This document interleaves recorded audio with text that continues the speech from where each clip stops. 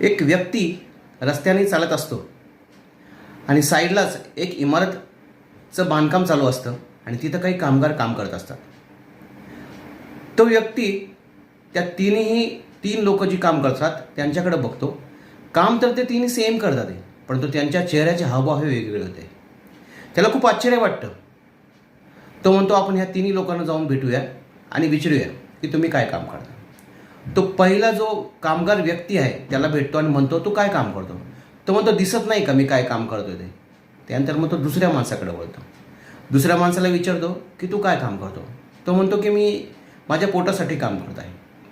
आणि तिसरा व्यक्ती आहे त्याला विचारतो. तो म्हणतो मी एक सुंदर इमारत बनवत आहे.